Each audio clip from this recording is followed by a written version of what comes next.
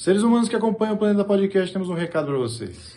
Show do Planeta Stand-Up, link na descrição. O que eu quero dizer é o seguinte, por que a gente tem a necessidade de acreditar no invisível, naquilo que a gente não pode explicar e coloca isso acima de uma coisa que a lógica não explica? Sim. Então tem a explicação básica para por que as pessoas acreditam em coisas sobrenaturais. Só uma coisa, você viu que ele falou que foi uma ótima pergunta. Eu vi. Eu tô perdendo lugar aí. Isso aqui dá um podcast inteiro. O Oscar roubou a cadeira do Rafinha, não sei o que ser, eu tô me fudendo aí. Porque, assim, existem 4 causas já bem identificadas pela ciência de por que as pessoas acreditam em seres sobrenaturais. Uma delas, que os filósofos já namoravam, já fitavam lá atrás, é o sofrimento.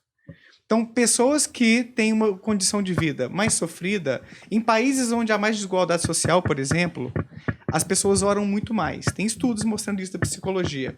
Então, em países da Europa, ou mais do norte europeu principalmente, 50% das pessoas já não têm religião. Não.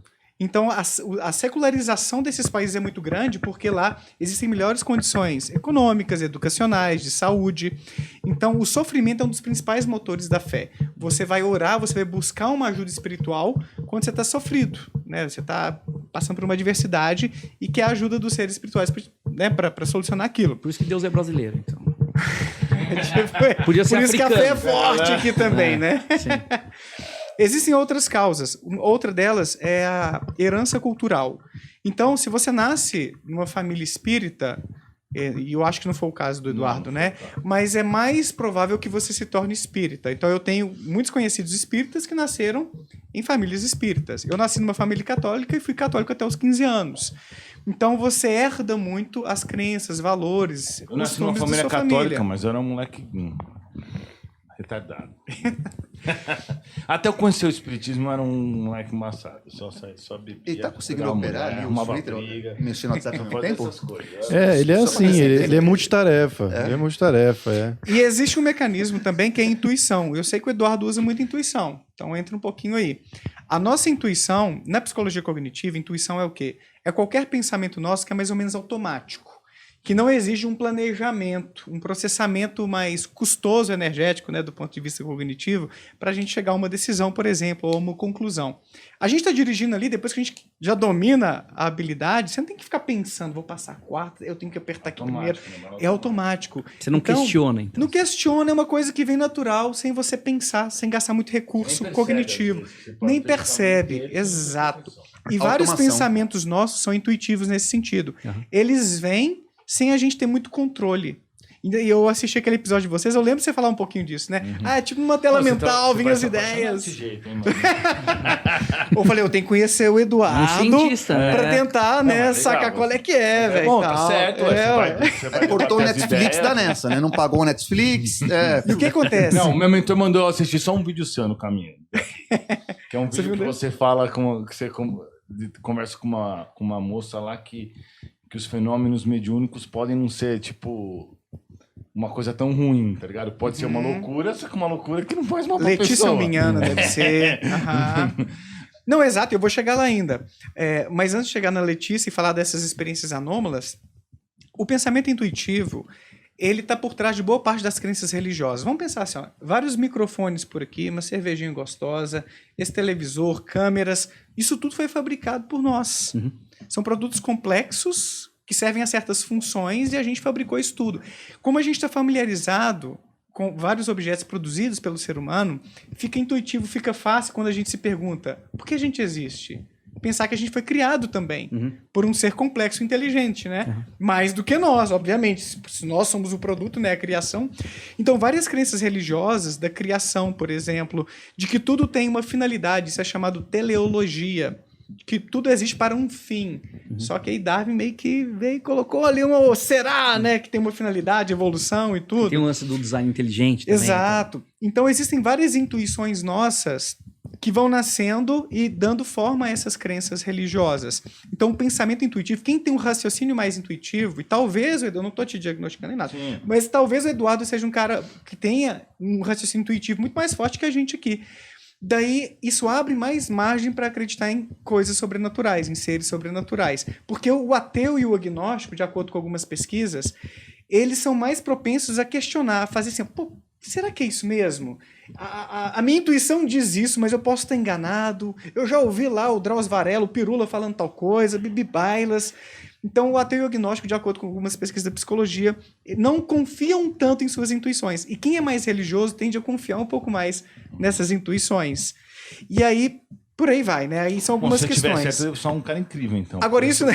Tanta ajuda dos espíritos que eu penso, nunca conseguiria fazer isso se não fosse eles. Então agora pode ser que seja eu mesmo. Já seria fascinante de qualquer forma. Não, tô brincando, viu? Eu não acredito nisso, não acredito nos espíritos. Mas só uma dúvida de intuição, mas aí só pra você continuar esse seu raciocínio, que eu acho maravilhoso, inclusive, existe alguma evidência, algum tipo de estudo que o cara que se considera um intuitivo, ele, por algum motivo, alguma coisa assim, ele realmente acerta mais? Ou isso é uma ilusão da própria cabeça dele que ele acha que ele acerta mais também? Não me lembro de um estudo muito específico sobre isso, mas existem testes, já foram feitos estudos com pessoas que acreditavam ter o poder da evidência, por exemplo, ou de falar sobre a personalidade de alguém a partir de fotos, e não acertaram mais do que o aleatório da população. Então, exemplo, talvez esses estudos aí captem um pouco disso que você está querendo saber. Sim. Mas não me lembro tanto assim, algo sobre intuição. O Wellington Zangari, que é esse professor da USP, colega meu, ele fez uma investigação com médiums da Umbanda sobre pré-cognição. Eu acho que envolve um pouquinho essa evidência, falar alguma coisa que vai acontecer. O resultado não encontrou evidências de que eles realmente têm um poder. Então, muitas vezes, acredito que essas pessoas realmente tenham a ilusão, elas passam a acreditar que tem um poder por diversos tipos de vieses cognitivos, como eu mencionei aqui, o viés de confirmação mais cedo, né? De a gente dar mais atenção àquilo que parece confirmar o que a gente acredita e menosprezar os erros. Tem uma série de ilusões em aleatoriedade que existem. Por exemplo, a ilusão do jogador, falácia do jogador. Você está num cassino, aí saiu 3 vezes seguido no vermelho. Qual a chance de cair no preto agora? A mesma de antes. A mesma de antes, 50%. O universo não guarda histórico. Mas você fica mais tendencioso a crer que agora vai sair um preto.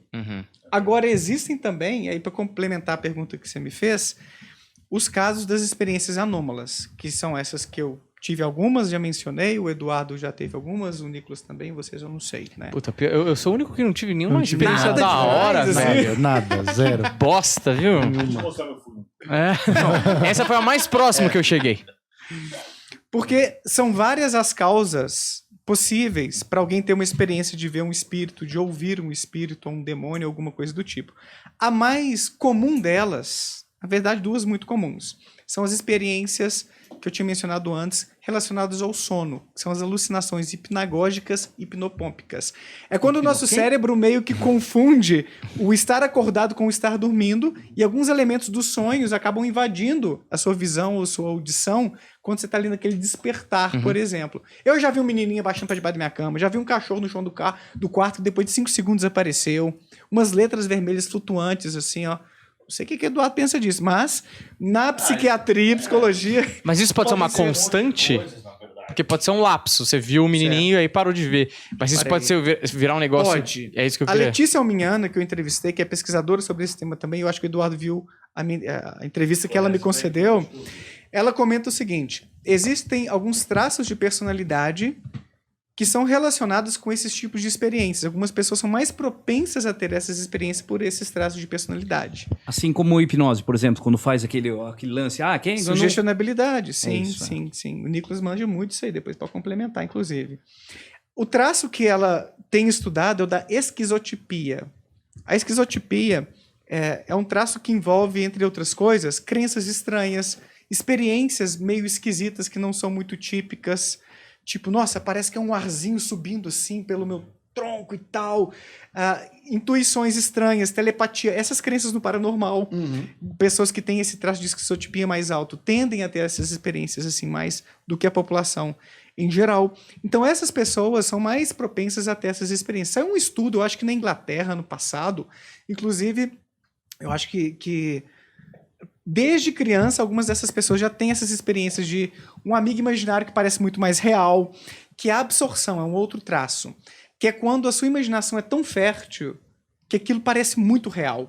Muito real. Então, tem pessoas que têm dificuldade de imaginação. Eu tenho um amigo, o Gustavo Léo Toledo, que é um filósofo e professor da UFOP, que ele brinca até assim, não, vocês estão enganados, não dá para imaginar uma cor.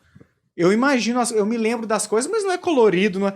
Então ele tá no outro extremo, mas tem gente que tá na outra ponta que a minha imaginação é muito fértil, eu imagino as coisas e parece concreto, parece que tá aqui. Essas pessoas são hipnotizáveis mais fácil.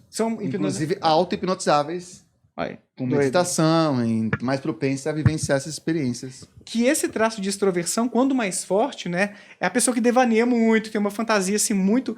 Elas têm uma propensão maior a ouvir vozes, a ver alguma coisa ali como se fosse um espírito e tal.